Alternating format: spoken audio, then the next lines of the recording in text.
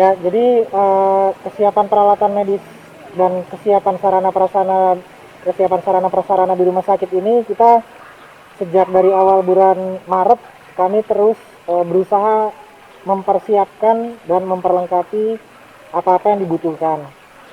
Sampai pada saat ini kami mempunyai 2 ruangan isolasi. Yang satu di IGD lantai 2 dan yang satu di bekas ruangan saraf. Itu kami dapat menampung sekitar 30 pasien. Kemudian saat ini sedang dipersiapkan kembali satu ruangan. Nah, cuman itu masih berproses.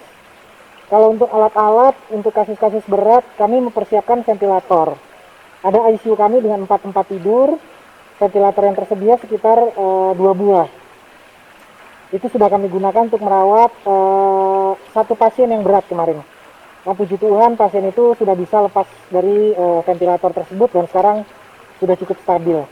Kemudian untuk alat-alat yang lain memang masih dibutuhkan, seperti misalnya ada alat oksigen bertekanan tinggi yang sedang kami usahakan pengadaannya. Kemudian juga kami membutuhkan tentunya alat-alat seperti misalnya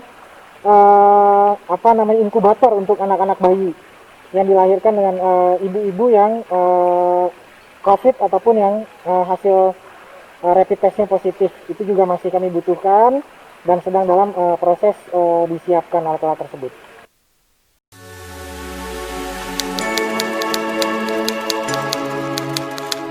Ya, untuk kesiapan tenaga medis, kami di sini terdapat 3 dokter ahli paru, kemudian ada 2 dokter anestesi konsultan ICU, dan kemudian ada spesialis anak kami, ada spesialis obgyn yang siap membantu, bedah juga masuk di dalam tim. Jadi untuk tim tenaga medis cukup lengkap. Cuman yang menjadi perhatian adalah tenaga perawat. Kami bersyukur atas dukungan manajemen, tim sudah direkrut beberapa perawat-perawat baru untuk membantu di dalam tim COVID. Seperti itu.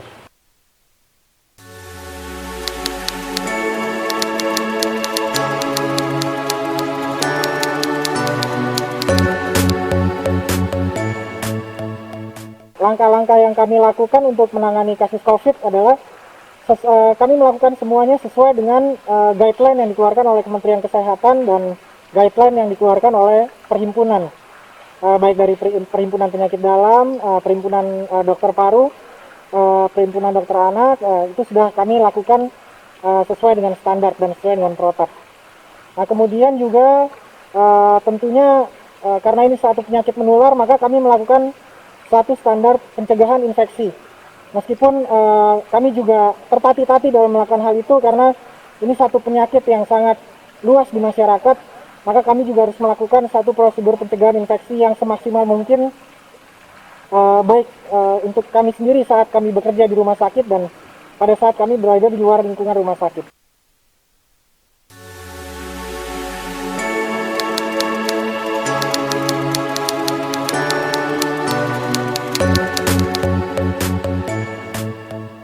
Selama kami merawat pasien COVID dari bulan Maret sampai dengan bulan Juni ini, kami sudah mendapatkan memang beberapa kasus yang berat dan beberapa kasus dengan komorbid.